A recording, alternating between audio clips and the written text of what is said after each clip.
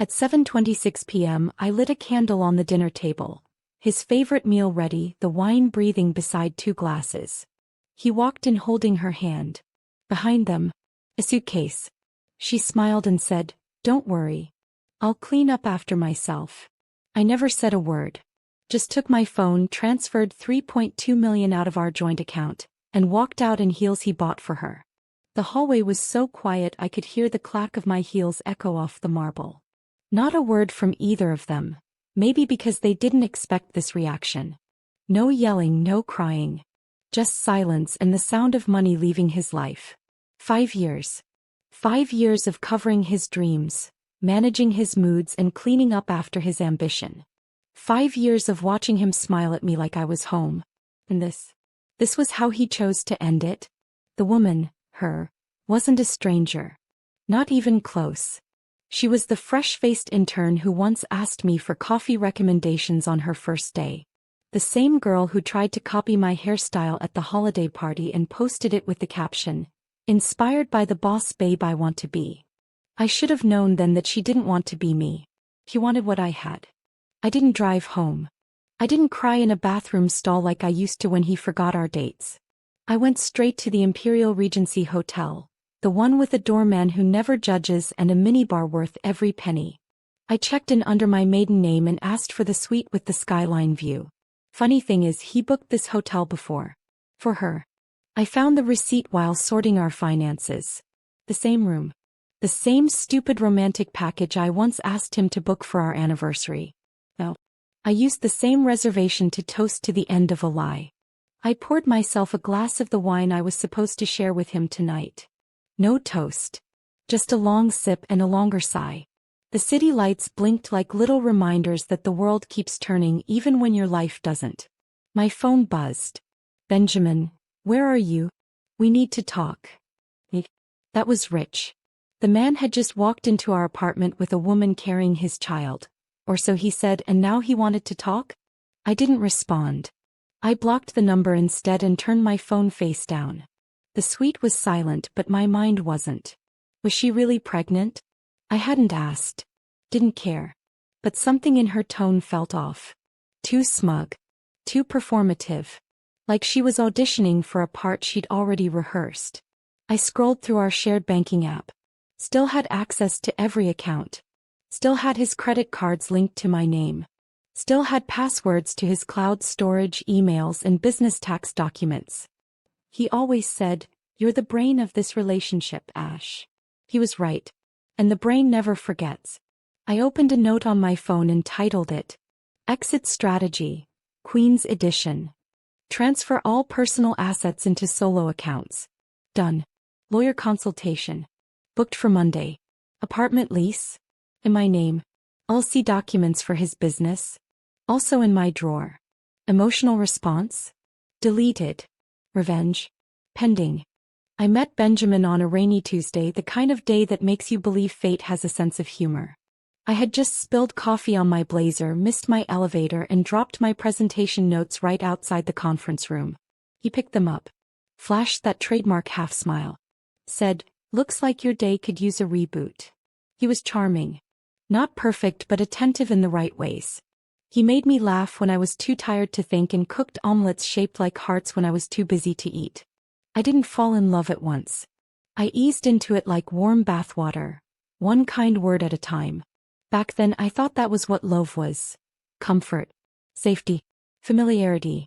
What I didn't realize was that familiarity can also be camouflage for someone's true nature. Over the years, Benjamin became predictable. Not in a stable kind of way. More like, I could predict when he'd forget our plans. When he'd casually dismiss my hard days as just overthinking. When he'd flirt too long with waitresses, then say I was being territorial. I thought it was just his way. But deep down I started shrinking myself to keep the peace. I made excuses. He's just stressed. He's not good with words. He didn't mean it like that. And the worst one, it's not that bad. Because on paper Benjamin was a catch. Tall, articulate, mildly successful. He introduced me to his friends. Took selfies with me at weddings. Let me decorate our apartment however I wanted. as long as it didn't cost too much. Looking back now, I realize what I mistook for partnership was really convenience. I was the one building while he was the one benefiting. And then for her. Fake love. Let's call her what she is. Because nothing about her felt real except the timing. I remembered her name the second she opened her mouth in my living room. Not because she stood out, but because she didn't. She was the type of woman you forget in 10 minutes unless you've caught her staring at your boyfriend with glassy eyes at a company event.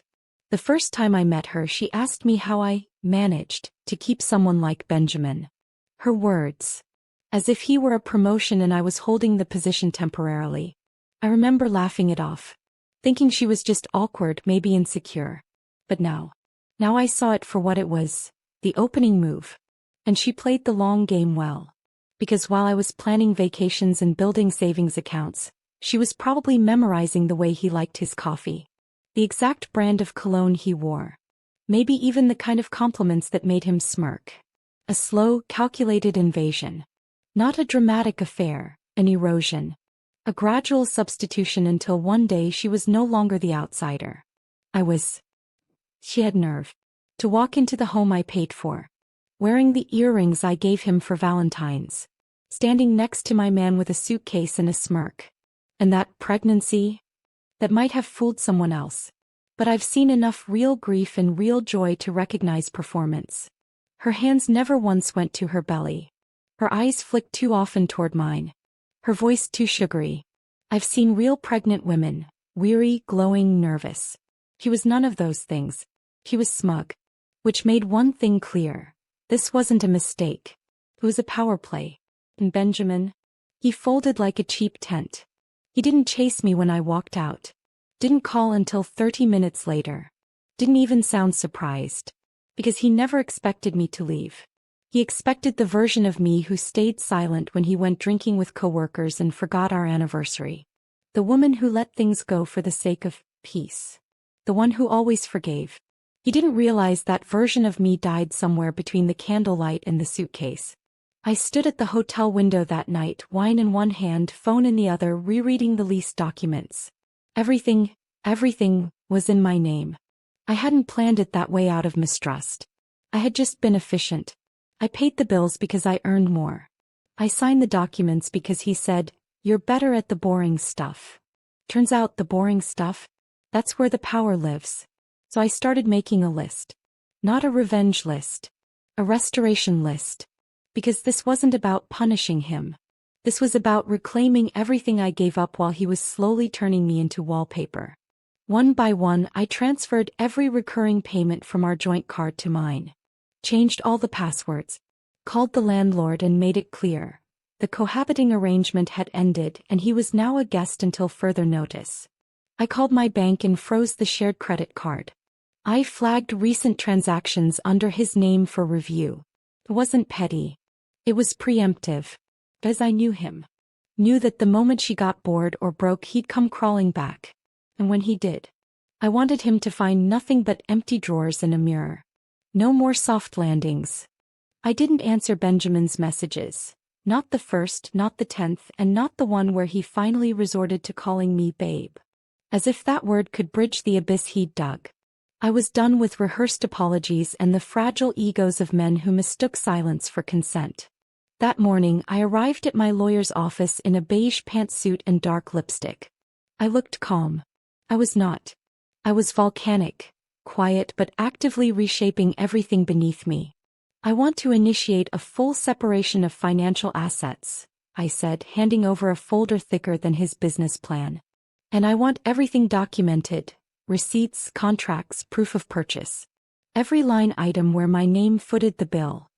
My lawyer raised an eyebrow. You don't want to take it slow?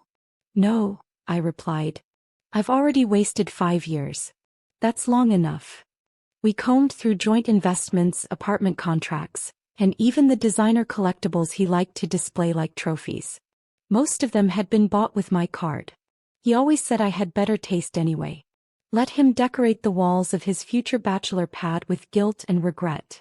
They cost nothing. When I got home to the hotel suite, my best friend Nora was waiting with 2 bags of takeout and a face full of dramatic sympathy. She walked in like she owned the place and dropped onto the couch. "All right, tell me everything," slowly and with dramatic pauses. "And please don't leave out the part where he brought the walking red flag into your apartment." I laughed, genuinely. The sound surprised me. As I talked, Nora's expressions cycled through disbelief, rage, and gleeful spite. "You let him keep the apartment?" she asked. "For now," I said. "I want him to think he's still got something to stand on." Let the floor collapse under him slowly. Nora clutched her chest. "You are evolving and I am so proud. Next time we get matching tattoos that say, 'Don't test quiet women.'" I raised my beer can in agreement. But even as we laughed, my mind kept returning to her. Fake love. She was playing house now, probably thinking she'd won. Probably tossing her shoes in the hallway I cleaned, raiding the fridge I stocked, and sleeping in the bed I paid for. That thought should have hurt. It didn't. It thrilled me. Because FL had walked into a home thinking it was hers, when in reality she was a house guest overstaying her welcome. And every day she spent there, she was being watched. Not by me. I had no time for that. But by the systems I'd put in place. Utilities that would stop renewing, rent that would remain unpaid, maintenance that wouldn't be approved. I had frozen the accounts that paid for that apartment. Everything was in my name. She wasn't living in her new kingdom. She was squatting in mine. And the eviction clock was ticking. The next week, Benjamin called from another number. I didn't pick up, but I did listen to the voicemail. "Ashley, this is getting out of hand. We need to talk. Emily's not feeling well and the stress is making things worse. Can you stop freezing the cards? At least for her. For her." Not once did he ask how I was doing. Not once did he say, "I'm sorry." He skipped straight to the part where he expected me to fix the mess he created. The audacity. It didn't even sting anymore. It was laughable. I sent him a brief message through my lawyer. All further communication should go through legal channels. Your emergency is not my responsibility. A few minutes later, Nora texted, "Check FL's Instagram. You're going to scream." I opened the app. There she was. Big smile. Blooming dress. Captioned, "New beginnings aren't always perfect, but they're worth it. #love, #miracles, #gratitude. The comments were full of strangers fawning over her. "You're glowing, mama. So happy for you both. He's lucky to have you. If only they knew." A quick scroll through her old post showed a different story. Drinks, parties, selfies at late-night clubs, time-stamped right in the middle of her alleged first trimester. Her pregnancy was either the most flexible in medical history, or a well-packaged lie. And if it was a lie, Benjamin was in for a crash landing. I sent the screenshots to my lawyer along with a suggestion. Let's dig into her employment records. If she's been falsely claiming pregnancy benefits from work, we might not be the only ones she's lied to. 2 hours later, my lawyer texted back. "You're not going to believe this. She's still legally married." I stopped breathing for a second. Turns out, fake love hadn't even finalized her divorce. The man who showed up on her feed 2 years ago? Still legally her husband. And there had been no formal separation filed. So the child, if there even was one, could legally be presumed her husband's. Well, this was gold. With one signature I could destroy Benjamin's fragile fantasy. Not out of vengeance, but because truth has a flavor revenge never does. Permanence. I didn't act right away. Instead, I scheduled a visit with the property manager of our apartment building. The woman at the desk recognized me immediately. "Miss Claire," she smiled. "How's everything going?" "Better," I replied. "But I need to confirm the lease and tenant records are up to date." "Only I should be on the lease, correct?" He checked the screen. "That's right. Just you. And if I wanted to file a no-occupancy enforcement for unauthorized residents?" She blinked. "You absolutely could. Would you like to proceed?" I paused. Then smiled. "Not just yet. I'd rather let them get comfortable first." The first thing Ethel Fake Love did after moving in was change the curtains. Not pay rent. Not ask for permission. Curtains. Pink velvet. Ruffled. Keep. As if adding fluff to my windows would erase the years I spent building a life there. as if she could just redecorate betrayal into something beautiful. She had no idea the lights she switched on, the food she cooked, the comfort she enjoyed, were all luxuries borrowed on my dime. He thought she was replacing me.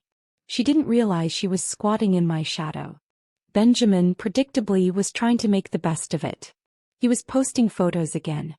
Him and FL on the balcony I furnished, holding mocktails and pretending they were unbothered. Caption: peace over drama. Love always wins. Aren't men funny? They set their own lives on fire and then call the smoke a sunset. I kept screenshots. Not because I needed receipts. I just liked watching them paint themselves into corners they didn't know I was about to seal. But the internet always gives more if you know where to look. It only took Nora 45 minutes and 2 iced lattes to dig up FL's alt account. She used it to post more raw thoughts. That account told a very different story.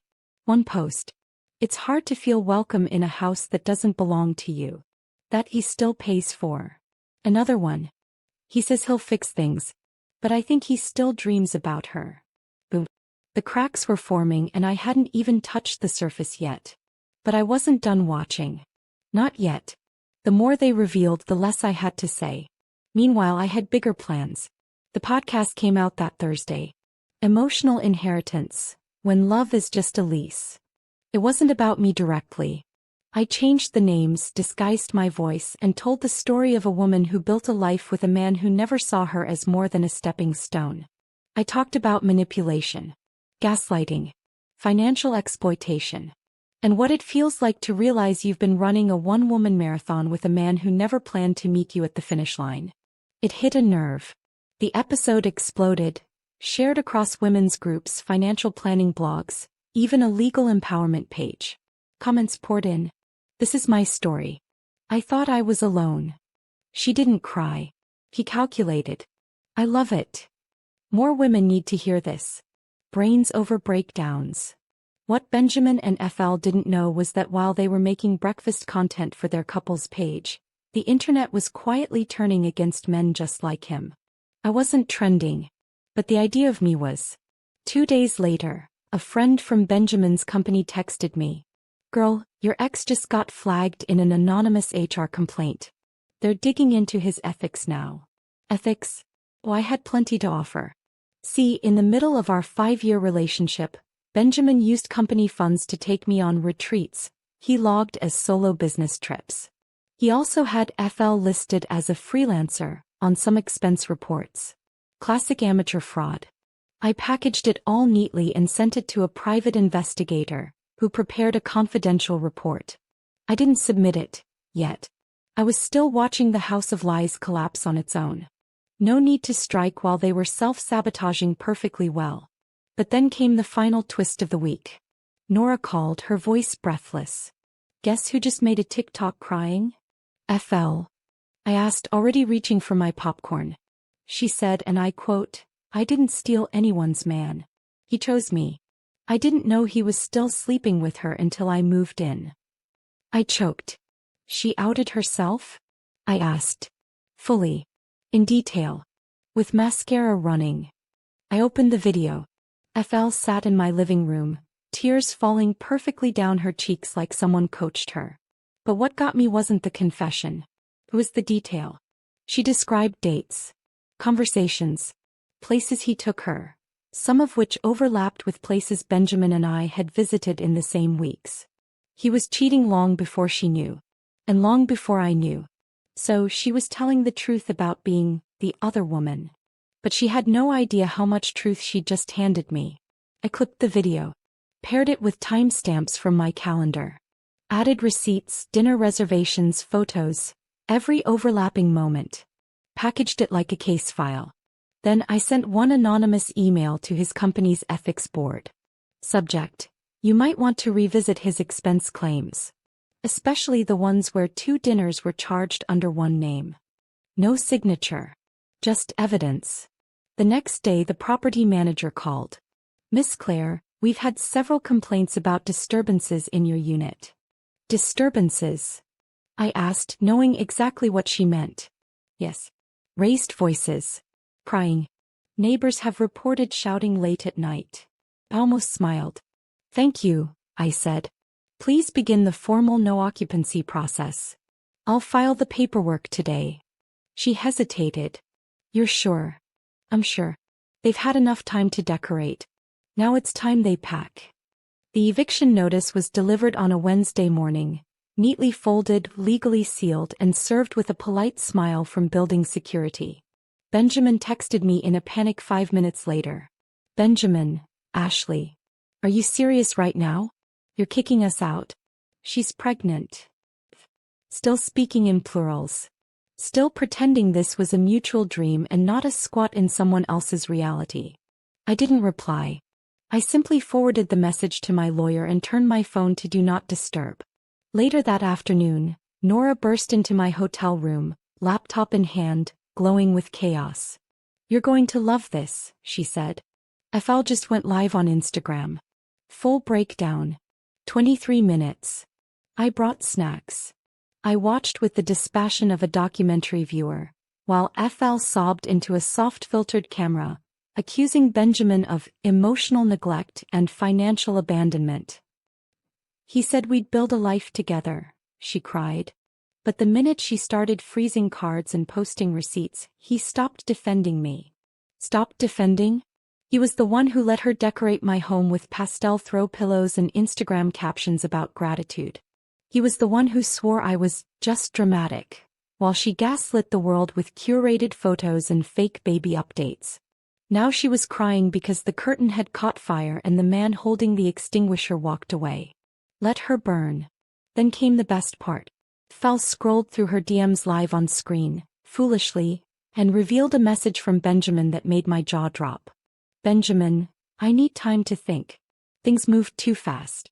Maybe we should cool off until this blows over. Translation, she found out. You're not worth the fallout. I didn't need to say a word. FL read it aloud. And then screamed. Screamed. Are you kidding me? She cried, full volume. You made me leave my husband. You promised we'd raise this baby together. The comments section exploded. People who once applauded her grace under pressure were now flooding her feed with popcorn emojis and accusations. Wait, you were married? Girl, this is karma in 4K. So the baby's not even his? It was a glorious, unfiltered unraveling. Nora and I sat back in triumph, sipping wine and eating takeout like we were at the premiere of a long-awaited season finale. You think she'll show up at his office next? Nora asked, eyes gleaming. If she does, I said, I hope she brings her wedding ring. And a bill. I didn't expect Benjamin to show up at my office, though.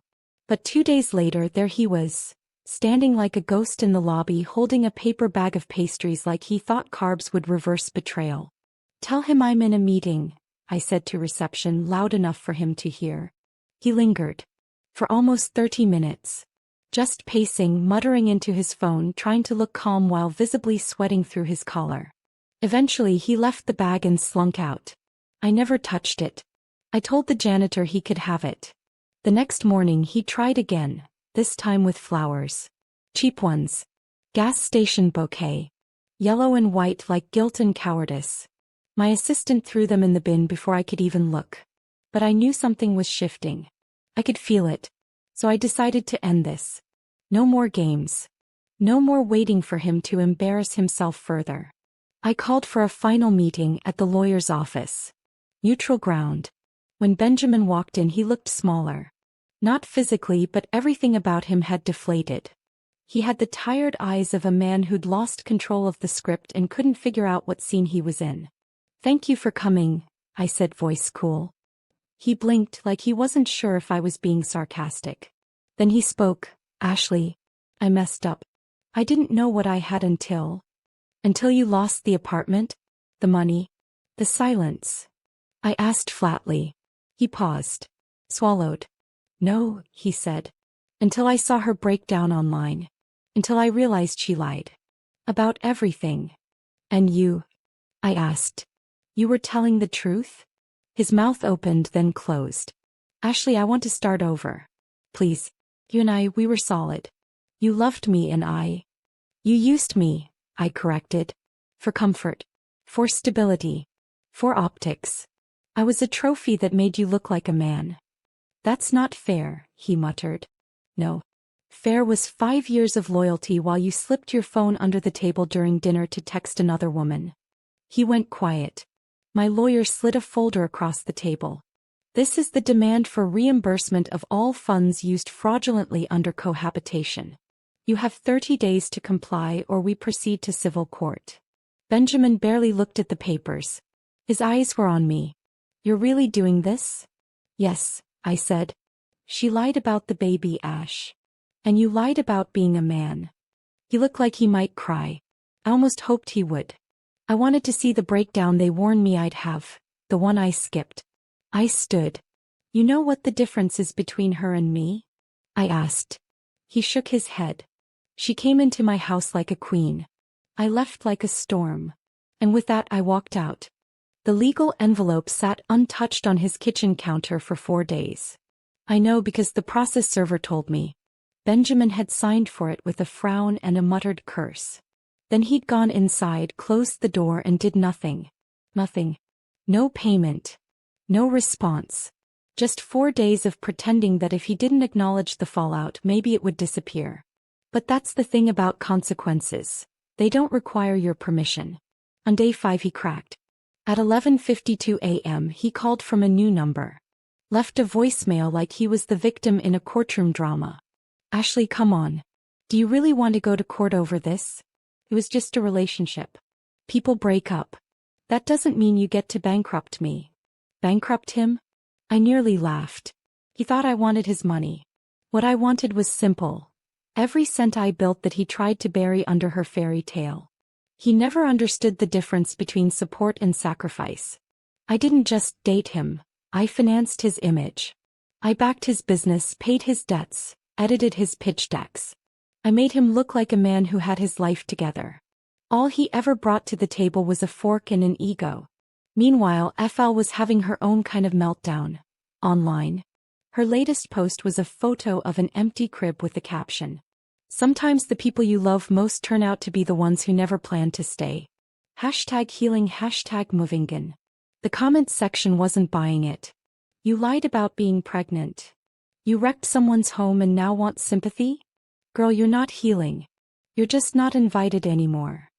Apparently her husband, yes, the still legal one, had filed for divorce citing fraud and abandonment.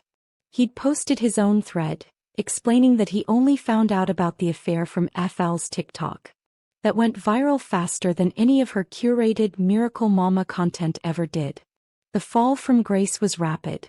Sponsorships dropped. A mommy brand revoked her ambassadorship. One particularly brutal commenter wrote, "The only thing she delivered was drama." And Benjamin? He was stuck in the middle, too ashamed to defend her, too arrogant to admit his role. His company, meanwhile, had launched a full internal audit. Thanks to the anonymous report, they were finally connecting the dots between his false expenses, misuse of company travel and fraudulent freelance invoices. He was called in by HR for questioning. I know this because the assistant I used to mentor texted me from her burner account.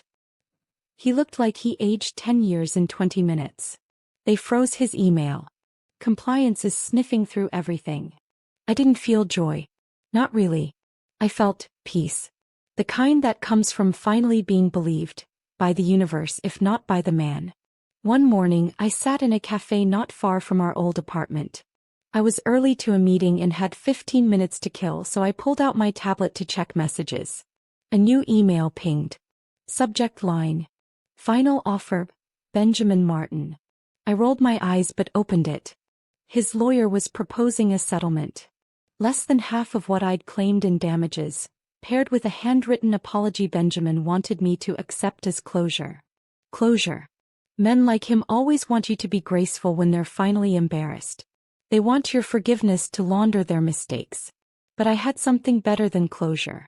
I had clarity. I sent one reply. I will see you in court. That night I stopped by Justin's place. Yes, that Justin, the childhood friend turned CFO who once called me stubborn and always stole the last fry. We'd been talking more. Not flirting exactly.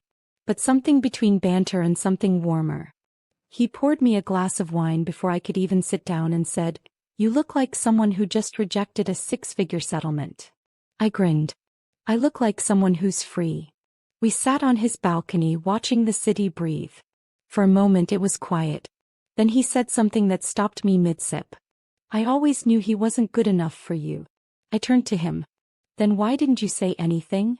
"Because," he said, "you don't pull someone out of a house while they're still decorating it. You wait until the walls catch fire. Then you stand close enough to catch them if they fall."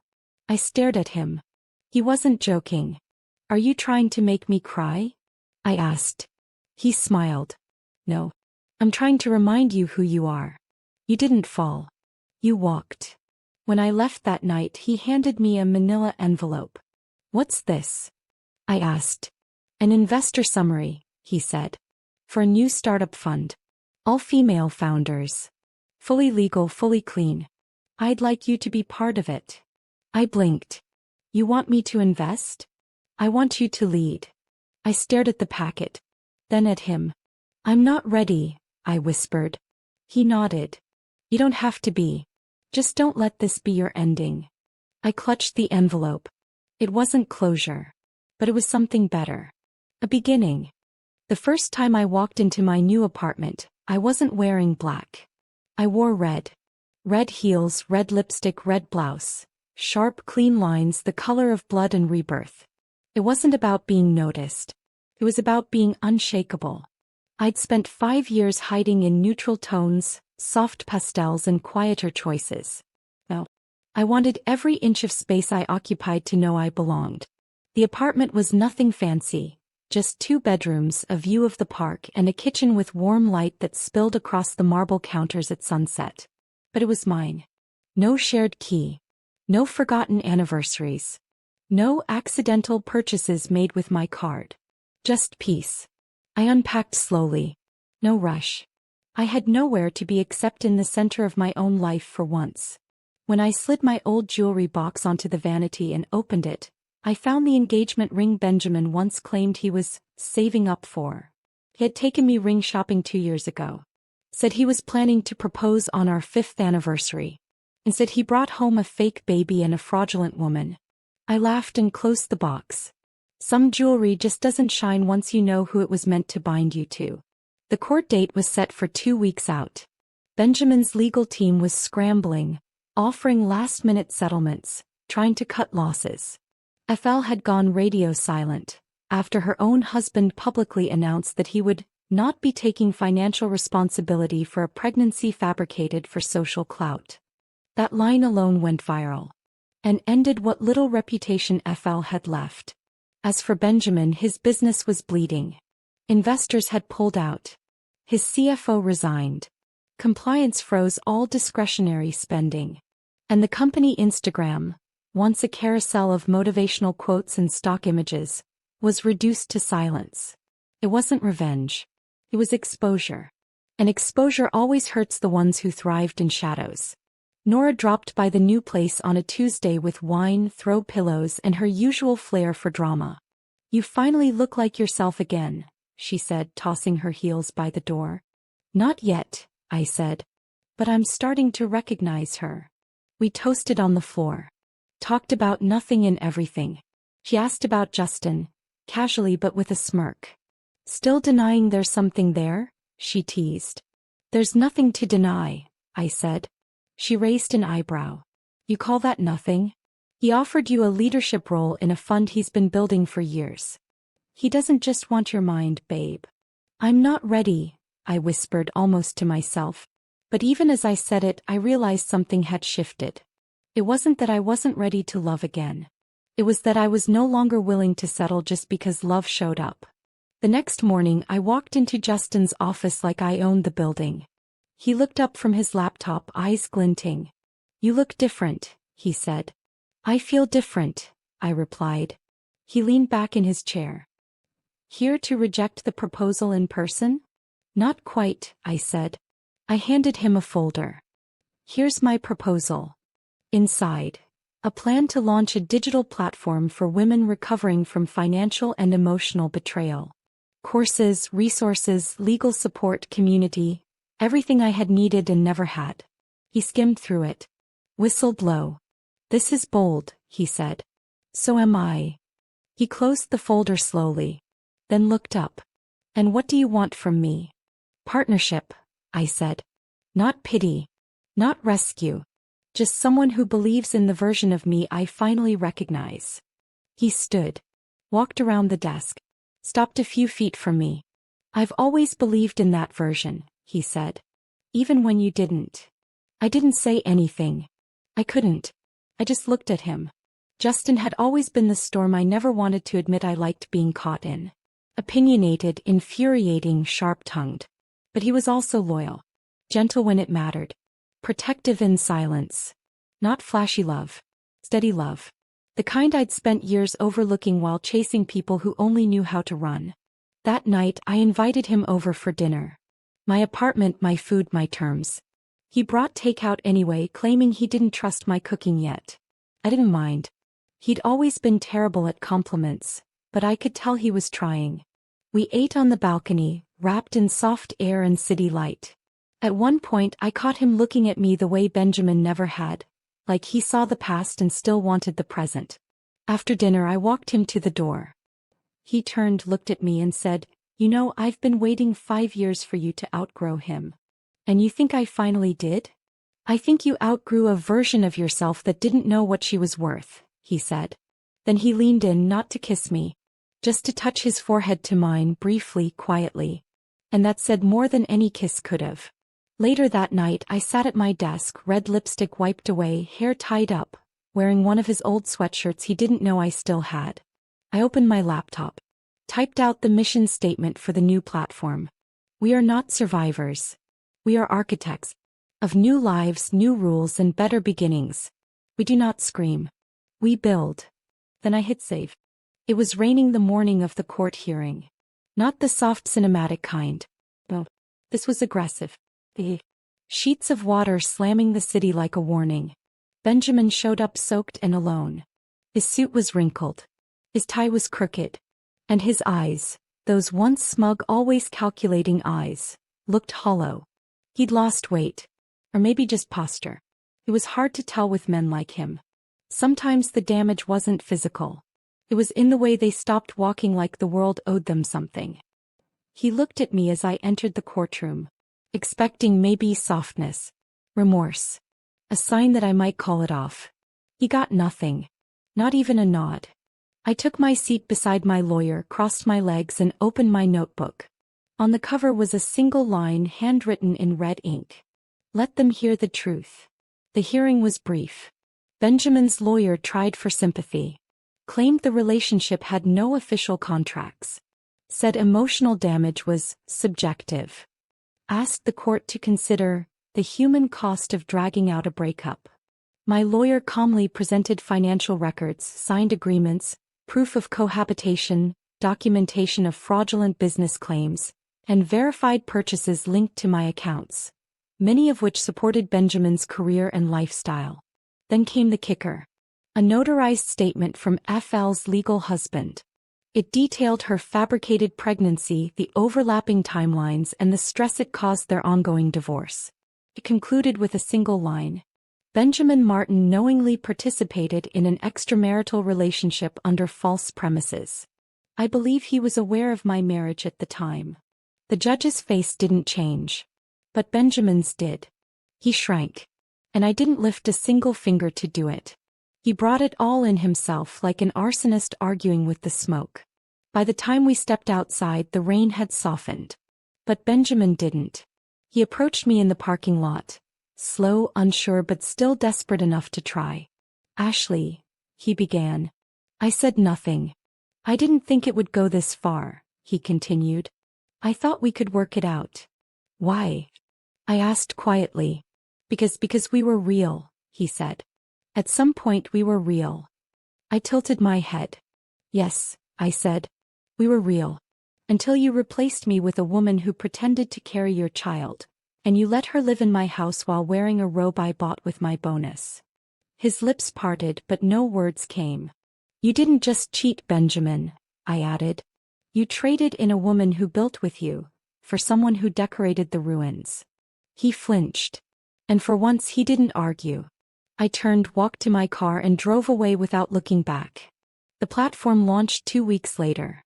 We called it Reclaimed. By then the podcast episode had passed 4 million plays. Women from across the globe were sharing their stories. About betrayal, financial abuse, identity loss, and finding themselves again. And suddenly I wasn't alone anymore. I was part of something bigger. A movement. A reclamation. Justin joined as a silent partner. Never demanded the spotlight. Never tried to steer. Just supported. From the shadows like real allies do. He sent flowers on launch day. White tulips. A simple note, you did this. Alone. But I'm still here if you want company. I smiled for hours. A file vanished from the internet shortly after. One final post. A blurry black and white photo of a lake. Captioned, I was never meant for this story. Goodbye. No one missed her. Her silence was the loudest thing she ever said. Benjamin's career never recovered. The lawsuit was public. The fraud flagged. The board dissolved his position. And when a journalist picked up the podcast and connected the dots, his name trended for all the wrong reasons. He issued a statement. It was long, defensive, filled with words like misunderstood, mutual mistakes, and wish her the best. It didn't help. People don't remember everything you did. But they never forget who you became when the mask came off. It was paper thin. 1 month later I was walking through a bookstore when I saw him again. He was alone. Hoodie pulled up. Flipping through a self-help book like he might find himself between the lines. He saw me. Didn't approach. Just lowered his eyes and tucked the book back into the shelf. And for once I didn't feel anger. Or triumph. Or sadness.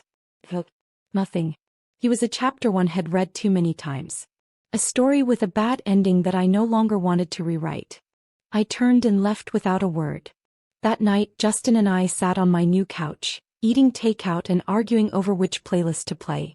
I'm not letting you put on jazz again, I said, stealing the remote. Jazz is healing, he replied, trying to wrestle it back. I laughed. Jazz is confusing. Just like you. He smirked. You love me confused. I paused. Then looked at him. Really looked. And said, maybe I do. He leaned in. Quietly. Carefully. You ready? He whispered. I nodded. Not because I needed him. But because I finally knew I didn't need anyone to feel whole. And that's when I let myself love again. Not as a replacement. But as a reward. Strange the things you remember. Not the betrayals. Not the fights. Not even the faces that tried to make you feel small. No, what I remember most is the first time I truly felt free. It wasn't dramatic. No champagne. No public applause.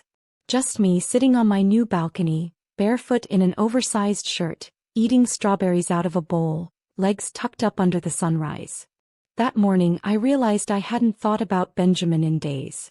Not in rage. Not in pain. Not in longing. Just hadn't thought of him at all. That's how healing arrives. Not with fireworks, but with silence. The Reclaimed platform grew faster than we expected. Within a month it had over 50,000 users.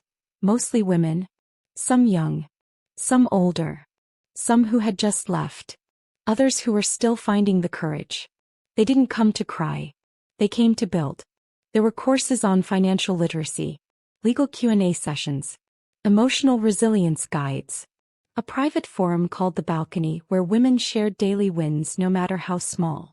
One woman posted, I finally blocked him after 5 years. I cried for an hour. Then made tea. Then danced in my kitchen. Alone. In silence. That comment had 2,000 likes within the day. Another user replied, that tea. That dance. That silence. That's freedom. We weren't a movement fueled by bitterness. We were architects. And I, after 5 years of handing out my love like candy in a drought, was finally building for myself. Nora came over one night, arms full of snacks and gossip. Guess who's trying to start a coaching program now? She said, flopping onto my couch. I rolled my eyes. Don't say it. Oh, I'm saying it, she grinned. Benjamin. On TikTok. as a men's emotional accountability coach. I nearly choked on my wine. You're joking. Wish I was. He posted a reel about how to regain trust after infidelity. Wearing a white turtleneck, with incense burning in the background. We stared at each other, then erupted into laughter so loud the neighbor knocked on the wall. That night we drank too much, danced around the living room and recreated Benjamin's fake TikTok persona with terrible impressions and fake mantras like lie, cry, gaslight, repeat. And if you can't be honest, at least be convincing. It felt ridiculous. Cathartic. I was allowed to laugh now. Not everything had to be shadowed by hurt. Because I had outgrown the version of me who tolerated that kind of love. Justin, meanwhile, was still quietly in my corner. He didn't push. Didn't perform. Just showed up. Sometimes with coffee. Sometimes with silence. Sometimes with a sharp comment that made me roll my eyes. But always made me smile. We were still figuring it out. Still drawing our own map. But there was no pressure. He once said, "You don't have to fall in love with me. Just fall in love with life again. I'll be around." That meant more than any "I love you" ever could. Because what I needed wasn't another man to fix me. I needed someone to walk beside me while I fixed myself. And that's exactly what he did. One evening I hosted a dinner for the reclaimed leadership team. As the women filled my living room, voices bouncing with laughter and stories, I looked around and realized something that made my chest tighten in the best way. There was no trace of him left. Not in my space. Not in my voice. Not in my reflection. The woman I had become didn't walk around with echoes anymore. She walked with presence. With intention. With clarity. And when they toasted that night, glasses lifted high, cheeks flushed with joy, I didn't toast to survival. I toasted to return. To the return of the version of me that existed long before love asked me to become less. The lawsuit wrapped up quietly. Benjamin paid what he owed. FL disappeared from the internet altogether. Rumor had it she moved to a different city. Started over. I didn't care. Not out of coldness. Out of peace. Because not every battle needs a witness. Some victories are best kept like precious stones. Quiet, glinting only when the light hits just right. A few months later, Justin invited me on a trip. Nothing romantic. No hidden rings.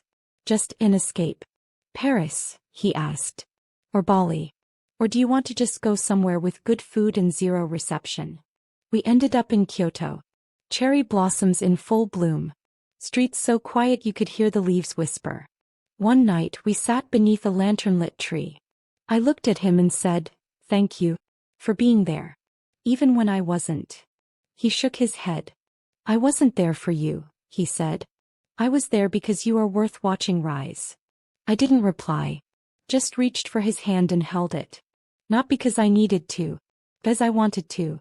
The next morning I woke early. Watched the sun rise over the temple roofs. The air smelled like fresh tea and possibility. And I thought of every version of me that had cried on bathroom floors, whispered apologies she never meant and stayed when she should have walked.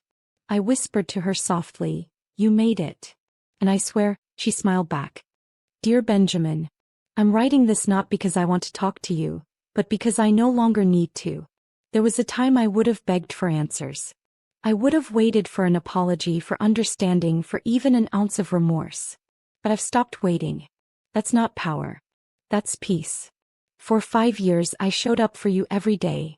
Emotionally, financially, physically, even spiritually. I helped build the illusion that you were a stable man with a future. But you were never building with me. You were resting beside me while I worked. You thought loyalty was silence. It wasn't. It was choice. I chose you. Over and over again. Until I finally chose myself. You always told people I was strong. You had no idea what that word meant. Strength isn't screaming. It's staying quiet long enough for your absence to speak louder than your excuses. You didn't break me. You exposed me to the limits of what I would tolerate. And for that, strangely, I thank you. You were the wrong man, but the perfect teacher. I've passed the test now. And no, we are not friends. Sincerely, the woman who refused to be replaced. Letter 2, to her. Dear, let's not pretend I didn't see you. I saw the way you looked at him when you thought no one else noticed. I saw the shifts, the sugar-coated conversations, the deliberate helplessness. The subtle performance of a woman who wanted to win, no matter the cost. You didn't steal him. He was never mine to lose if he was that easily taken. But I do want you to know this. The mess you inherited? That was never a victory. You didn't walk into love. You walked into unfinished labor. My labor. You wore my robe. Slept in my bed. Used my spoons. But you never had my peace. You mistook his attention for devotion. That was your mistake. I hope you've learned, as I did, that some men will offer you everything just to see what you'll give up to keep it. I don't hate you. Hating you would mean you had enough importance in my story to deserve that emotion.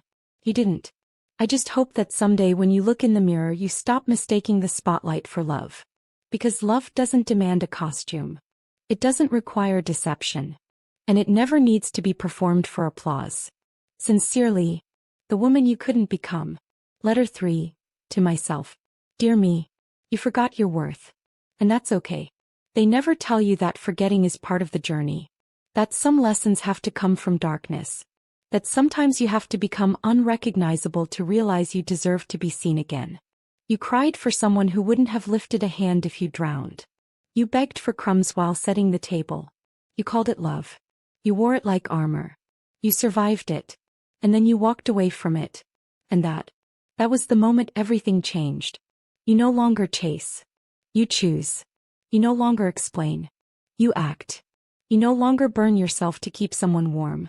Now you burn to like your own way. I'm proud of you. You took your pain and made architecture. You turned silence into strategy. You made a home within yourself. And when love came again, it didn't rescue you. It met you. You didn't get closure from him. You gave it to yourself. And that's the real plot twist. Not the breakup. Not the betrayal. But the woman who rose anyway. You're not the ex. You're not the victim. You're the author. And the next chapters? They're yours. Love always. Me. Final scene. The letter left on the table. 6 months later, I found myself at the cafe where Benjamin once tried to win me back. The manager knew me now. Smiled when I came in. Set my tea down with a wink and said, "Strawberries on the side like always." He didn't know my history. Only my preferences. And that's how I liked it. As I reached into my bag, a folded letter slipped out, worn, creased, unsent. It was one I'd written to Benjamin early on. Back when I still thought words could fix what his choices had fractured. I opened it. The ink had faded. The message hadn't. If you ever wonder why I left, it wasn't because of her. It wasn't even because of what you did. It was because of what you let me become. Someone small. Someone afraid to speak. Someone who apologized for asking to be treated like a partner. And that's not who I am anymore. I smiled, folded it again and left it on the table under the sugar jar, like a time capsule. Maybe someone else would find it. Maybe they'd need it.